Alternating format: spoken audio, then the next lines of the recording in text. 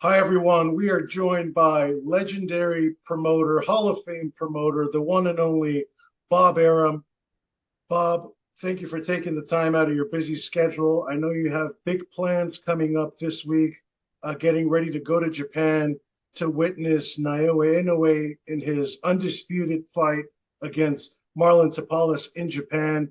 Obviously, Inoue going for his second undisputed title in another division, this time at 122 pounds. Let's talk about the magnitude of this event and what a win would mean for Inoue's legacy moving forward. Well, we're really blessed to be a co-promoter of Inoue. Not only is he a great fighter, but he is so important in Japanese sports. I think maybe next to Otani, he is the pitcher now for the Dodgers. That he's probably the most popular athlete in Japan.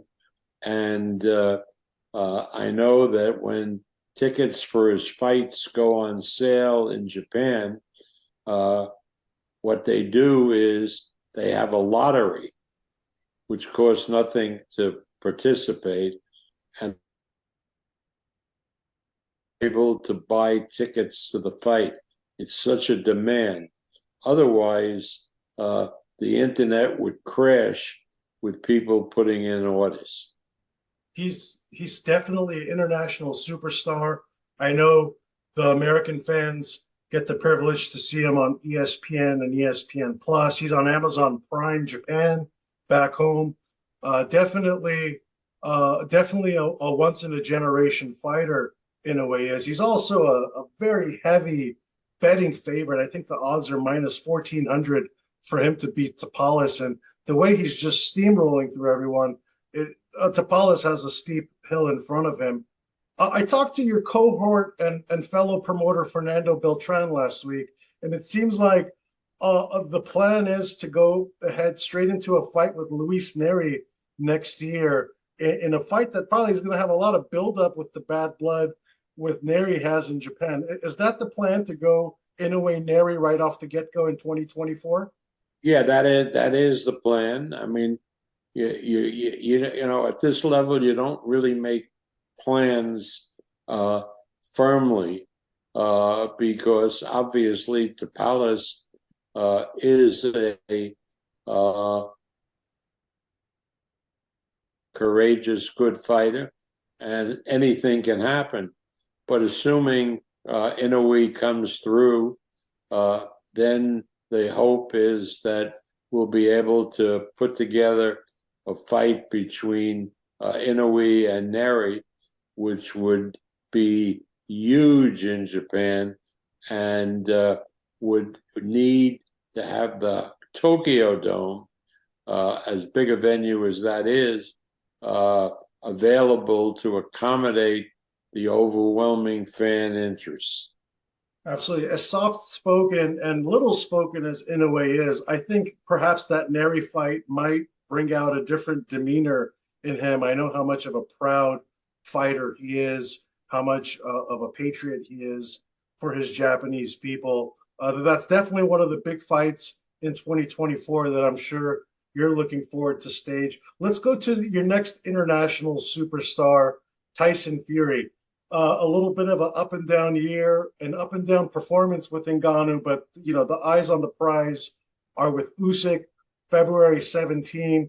Talk about another big matchup and a chance for you to crown the undisputed heavyweight champion and promote the undisputed heavyweight champion.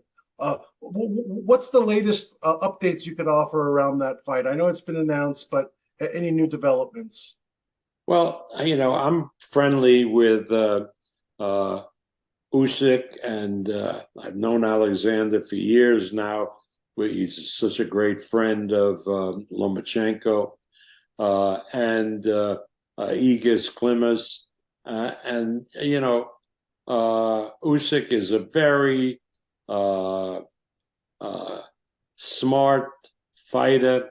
He prepares extremely well. He's fearless, and that'll be a real test for Lomachenko, for Fury. I think that that Fury knows that, and I know that he has been training assiduously for the fight. He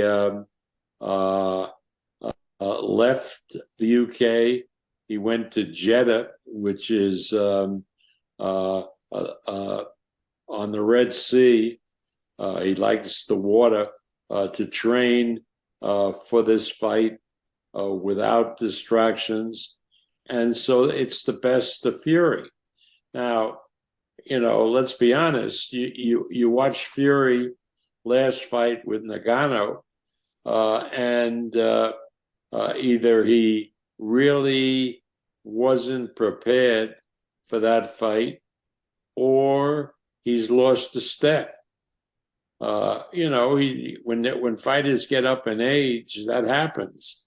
Now, I really believe it's the former, that Fury didn't prepare as well as he should for Nagano, who, by the way, has the tools to become a force in the heavyweight division. But that being said, we're going to see on February 17th whether Fury and I really believe that it's going to be a fascinating fight. Absolutely. And, with the influx of the funds from Saudi Arabia that have been coming into the sport, we finally see these big heavyweight fights that we've been asking for, the Fab Four, if we want to call them, Wilder and Joshua, separate fights this weekend. Seems like they're going to be fighting each other next year as well. Looks like Tyson Fury will keep himself busy with a rematch with the Usyk fight, regardless of the decision. Is that the plan for Fury, to fight Usyk regardless of the decision in a rematch next year? Yeah, I think that it was a 2-fight deal that the Saudis made. Yes, so there would be a rematch. But Gotcha. And among the other heavyweights, who will be watching on December 23rd, people are looking ahead to a Joshua Wilder fight because it's been talked about for so long. But let me tell you, Joshua, I believe, has his work cut out for him with Otto Wallen. I think Otto Wallen is going to beat him. I think Otto Wallen is a really underrated fighter. I think he has a lot of skills, and I like him to win over Joshua. I think Wilder will be okay with Joseph Parker, who's a good fighter but doesn't have the firepower to match Wilder. But I think Wallen could upset the apple cart. I really believe that. And of course, you got a almost taste of that in 2019 when he almost disrupted the master plan you had with the Wilder rematch, cut Fury's eye to nearly 50 stitches. Very spirited performance, and he looked good in the Garcia fight, close fight. But Otto Wallen is definitely a game contender in that fight. But Wilder Joshua, if that fight happens, who do you see winning? Wilder. Yeah, I'm not a big Joshua fan. Not that I have anything against him, but let's be honest about it. His performances have been spotty, and he hasn't demonstrated the ability to take the fight to his opponent. That's why Usyk was able to beat him twice, although he's a much smaller guy. I think Joshua is a good fighter, but not on the level of Fury or Wilder or as Usyk demonstrated. Mm-hmm. That fight, February, it's happening in February, Usyk and Fury, but you guys are kicking off the new year with a bang. January 13, Arthur Beterbiev, Callum Smith. That fight was originally supposed to take place earlier this year, got rescheduled due to Beterbiev's injury. But talk about a fight that sets up another big fight. Your guy is Beterbiev, owns 3 of the 4 belts. Bivol, he's fighting this weekend.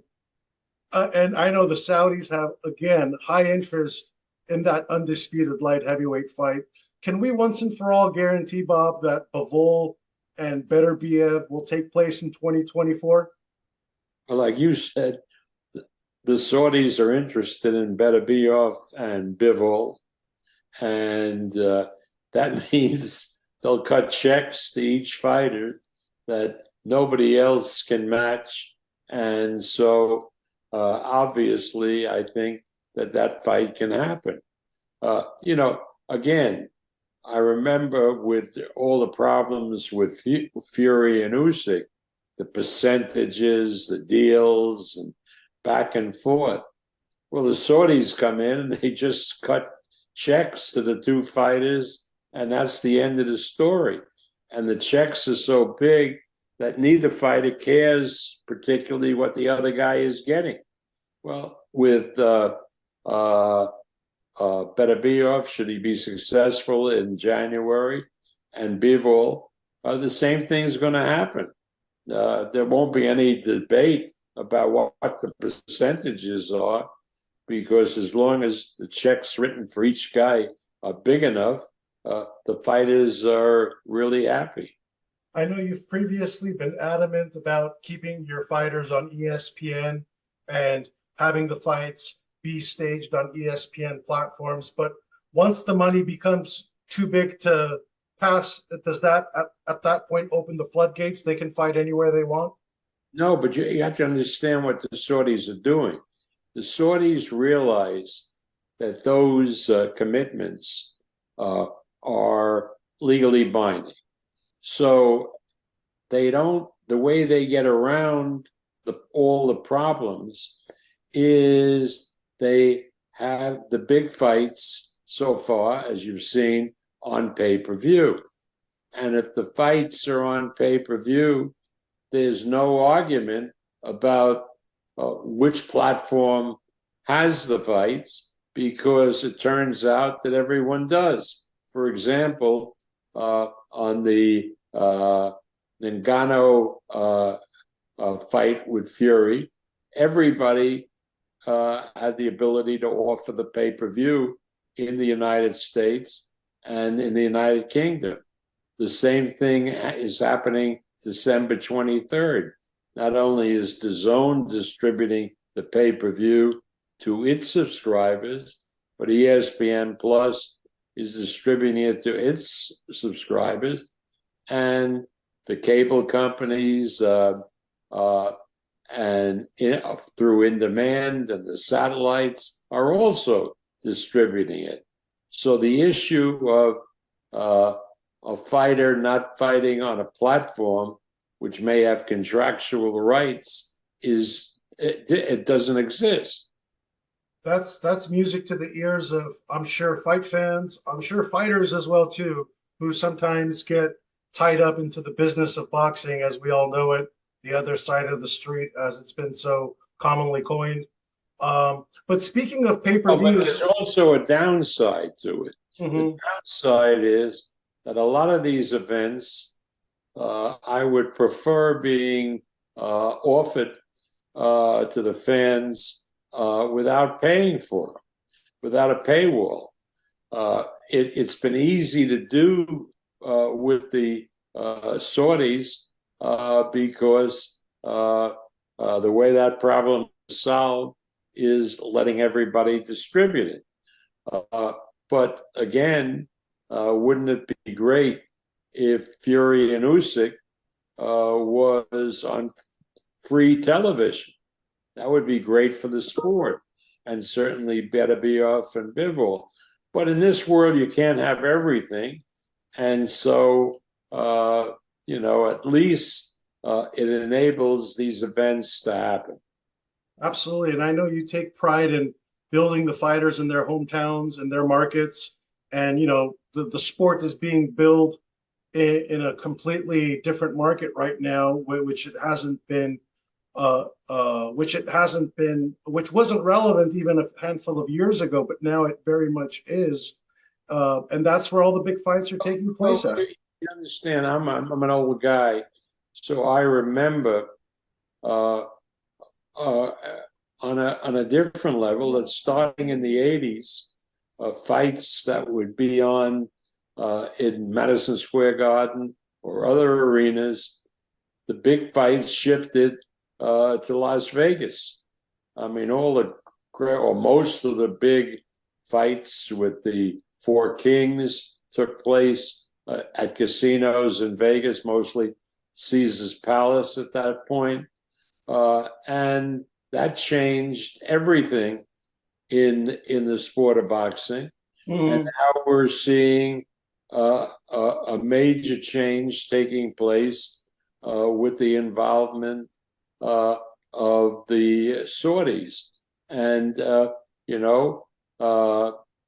I think rather than fight that, it's good to cooperate and go along with it and see where it goes. And I remember back in the 80s with the support of Caesar's Palace and doing all of those fights. It was a great era for boxing. And the same thing can now happen with the Saudis backing the sport, even though the major fights, of course, will take place in the kingdom. So, again, nothing is 100%. Everything has its compromises in life and business. And I think we have to be pleased that we're going to see these big fights no matter where they take place. Mm-hmm.